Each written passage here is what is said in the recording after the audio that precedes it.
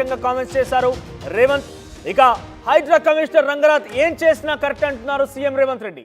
ఇటీవలి నందగిరి హిల్స్ హుడా లేఅవుట్లో ఖాళీ స్థలం విషయంలో హైడ్రా కమిషనర్ రంగనాథ్ను బెదిరించారు దానం నాగేందర్.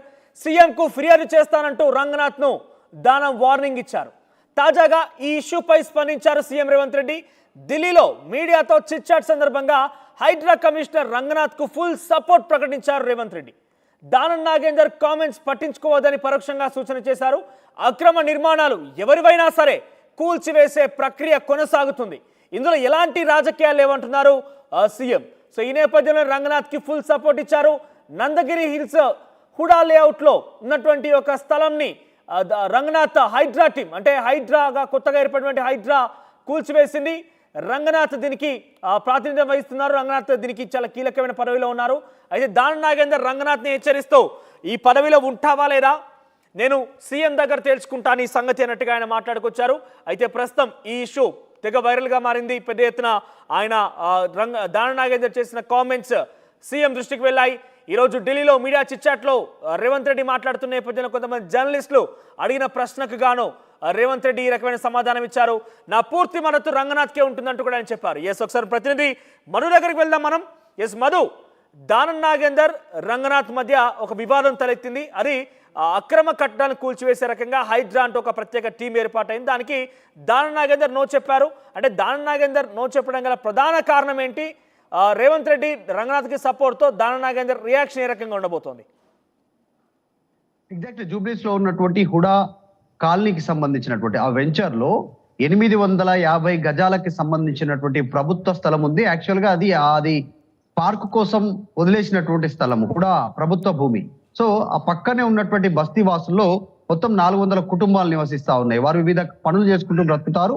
అక్కడ కాలనీ వాసులు ఎవరైతే ఉన్నారో హుడా కాలనీకి సంబంధించినటువంటి స్థానికులంతా కంప్లైంట్ చేశారు. ఆ 850 గజాలకు సంబంధించినటువంటి జూబ్లీస్ లో అత్యంత కాస్ట్లీ ప్రభుత్వ భూమిని వీళ్ళంతా ఆక్రమించుకొని టీ స్టాల్స్, టిఫిన్ సెంటర్స్, ఇంకా వివిధ కార్యక్రమాలకు ఉపయోగిస్తున్నారు ఆ బస్తీ వాసులంతా అనేటువంటిది కంప్లైంట్ రావడంతో హైడ్రా కమిషనర్ రంగనాథ్ చేరుకున్నారు. భారీగా పోలీసు యంత్రాంగంతో, జిహెచ్ఎంసీ సిబ్బందితో అక్కడికి చేరుకొని అక్కడ వారందరినీ ఖాళీ చేయించారు. అక్కడ ఉన్నటువంటి డబ్బాలు, టీ స్టాల్స్ వాటిని తొలగించి ఏదైతే 850 గజాల ప్రాంతానికి రావాల్సినటువంటి ప్లేసెస్ ఏతుందో ఒక గోడ కట్టారు. అంటే ప్రభుత్వ భూమిని సంరక్షించేటువంటి దాంట్లో భాగంగా హైడ్రా కమిషనర్ రంగనాథ్ నిర్ణయం తీసుకున్నారు. ఇక్కడే అసలు కథ ప్రారంభమైంది.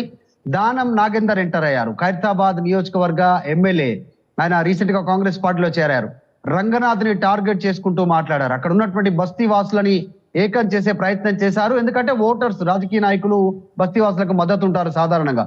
సో అక్కడ అసలు ప్రాబ్లం స్టార్ట్ అయింది. రంగనాథ్ తీసుకున్న నిర్ణయాన్ని ఖైరతాబాద్ ఎమ్మెల్యే తీవ్రంగా వ్యతిరేకించారు, వార్నింగ్ ఇచ్చారు. ఈ కరెక్ట్ పద్ధతి కాదు ఇది అనేటువంటిది వార్నింగ్ చేశారు. అక్కడ ఉన్నటువంటి స్థానికులు, దానం నాగేందర్ కి సంబంధించినటువంటి కాస్త అభిమానులు ప్రొవోకేట్ అయ్యారు ఆయన మాటలతో. కాస్త వాళ్ళంతా కూడా ఆయన మాటల్ని సీరియస్ గా తీసుకుని ఆ గోడను కూల్చేశారు. హైడ్రా కమిషనర్ జిహెచ్ఎంసీ నిర్మించినటువంటి గోడని ఇక్కడ స్థానికులు కూల్చేశారు. ఈ దారి మాకందరికి రావడానికి కాలనీ వాసుల, బడాబాబుల కోసం బస్తీ వాసులని అన్యాయం చేస్తారనేటువంటి ఒక లైన్ తో వారు ఆ గోడను కూల్చేశారు.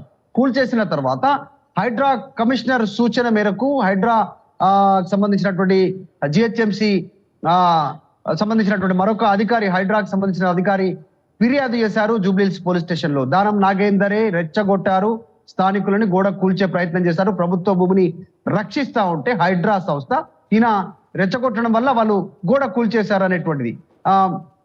దానం నాగేందర్ పైన జూబ్లీహిల్స్ పోలీస్ స్టేషన్ లో ఎఫ్ఐఆర్ నమోదైంది.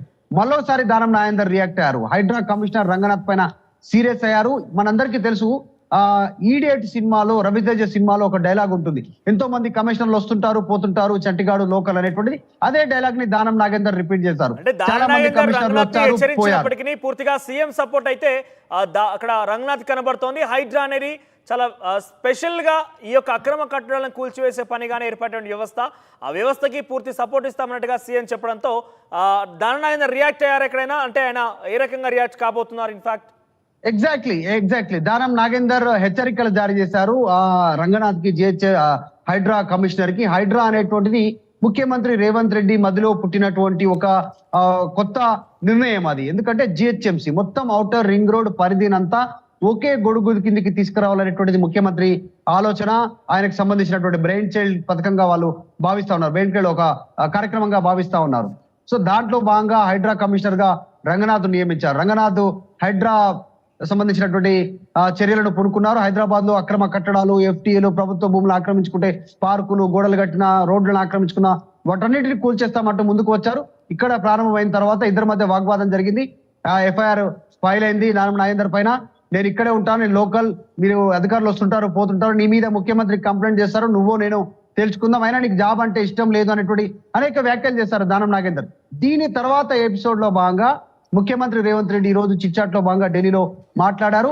ఇదే అంశాన్ని, దానం నాగేందర్ రంగనాథ్ మధ్య కొనసాగుతున్నటువంటి ఈ వివాదాన్ని ముఖ్యమంత్రి దృష్టికి మీడియా ప్రతినిధులు తీసుకెళ్లే ప్రయత్నం చేశారు. ఆయన చాలా స్పష్టంగా హైడ్రా అక్రమ నిర్మాణాలను కూల్చివేస్తుంది, దీంట్లో ఇలాంటి రాజకీయాలకు ప్రమేయం లేదు అంటూ రంగనాథ్ ని సమర్థించేలాగా చాలా స్పష్టంగా ఓపెన్ గా ఆయన ఆ మీడియా ప్రతినిధుల ముందు చెప్పారు. సో రంగనాథ్ కి వెన్నంటి ముఖ్యమంత్రి ఉన్నారు అనేటువంటిది అక్కడి నుంచి ఢిల్లీ వేదికగా మెసేజ్ ఇచ్చారు.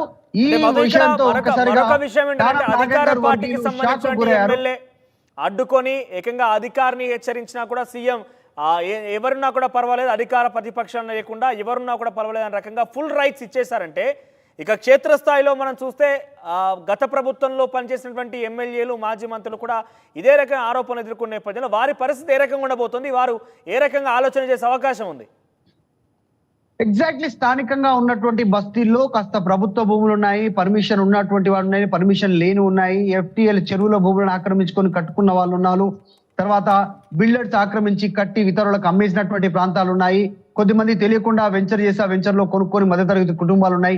ఇప్పుడు వాళ్ళందరూ ఖాళీ చేయాల్సిన పరిస్థితి, వాళ్ళందరి కుటుంబాలు రోడ్డున పడే పరిస్థితి, వాళ్ళ బిల్డింగ్లు కూల్చేటువంటి సిచ్యువేషన్ ఈ రోజు. ఎందుకంటే హైడ్రా కరెక్ట్ గా పనిచేస్తే చెరువులను కాపాడాలి, ప్రభుత్వ భూములను కాపాడాలనుకుంటే 1975 సంబంధించినటువంటి జిహెచ్ఎంసి మ్యాప్, ఇప్పుడు 2024 మ్యాప్, దీనికి సంబంధించి జియోగ్రఫికల్ మ్యాప్ తో ముందుకు వెళ్తా ఉన్నారు, శాటిలైట్ ఇమేజెస్ తో.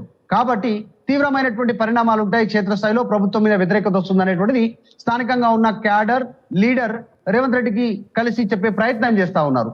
కానీ రేవంత్ రెడ్డి ససేమీరా అంటున్నారు, హైడ్రా పని హైడ్రాని చేయనివ్వండి, హైదరాబాద్ ను కాపాడుకోనివ్వండి, గ్లోబల్ సిటీగా ఎదిగింది హైదరాబాద్ కాబట్టి పెట్టుబడులు రావాలన్నా, ఫ్యూచర్ లో ఇబ్బందులు రావద్దన్నా, వరదలు ఇంకా ఇతరత్ర ఇబ్బందులు రావద్దన్నా, ట్రాఫిక్ ఇబ్బందులు రావద్దన్నా కూడా సిస్టమేటిక్ గా సిటీ ఉండాల్సిందే అనేటువంటి ఒక నిర్ణయంతో హైడ్రా ముందుకు వెళ్తా ఉంది. మరి హైడ్రా కమిషనర్ రంగనాథ్ కి Revanth Reddy full and final గా ఓపెన్ గా ఆయనకు రైట్స్ ఇచ్చేశారు, గోహెడ్ అని చెప్తా ఉన్నారు.